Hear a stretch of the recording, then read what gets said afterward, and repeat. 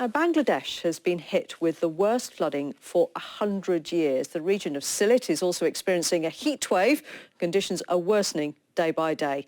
Around 85% of the Bangladeshi community here in the West Midlands are from the affected region. And one of them is Atiqur Rahman from Stoke-on-Trent, and he works for the Aston-based charity Global Relief Trust. He flew out to help earlier this week. We're here in Kanagat. I've actually just got into this boat. We're going to this remote village here. We've heard that people have been living on rooftops for the past 3-4 days. I'm calling this a river, but it's not a river. You know, this actually is field that's now turned into a river. So we're on these boats, and we've been going around, as you know, for the past few days.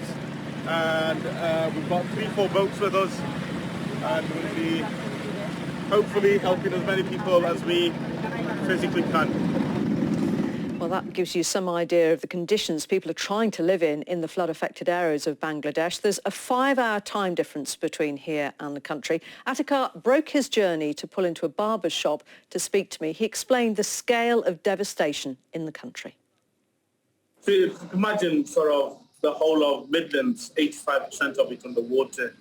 The level of destruction that would take place, you know, it's almost impossible to imagine. You know, it's something that you think, you know, when you actually, I was going to say drive through, but you don't actually drive through. When you're on a boat and you're going through and you realise you're actually at the top of people's roofs, you're actually driving through people's property, you know, on a boat. You know, sometimes you think it's just a bit of bushes, but you realise it's the top of the tree. That just kind of gives you an idea of just how serious the situation is. And this is particularly difficult for you because you've got family there, haven't you? What's their situation? So obviously seeing my relatives, I just, where I'm staying, I mean, to be honest, my village that I'm from is right next to the city centre, but I wasn't able to stay there because it's, you know, full of water, to be honest, up to your sort of, some parts up to your hips.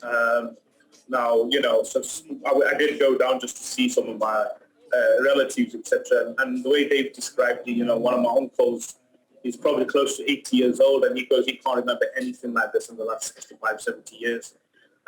You know, and it's quite upsetting. What sort of help and support are you able to offer? What we're doing as an organisation is trying to get to those places that are very difficult to get, those remote kind of hard-to-reach areas.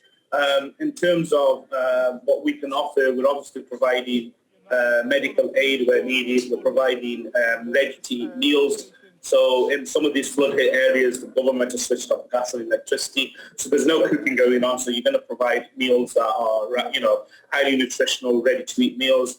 We're providing water because that's another major issue here now is that there's not access to clean, safe water. We haven't even hit a monsoon. Monsoon starts in July for 2 months. And this floods have happened before the monsoon weather.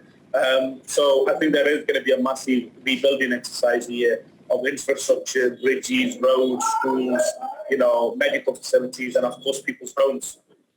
Atiqur, thank you so much for stopping off and talking to us, and all the very best to you. No problem. Thank you very much.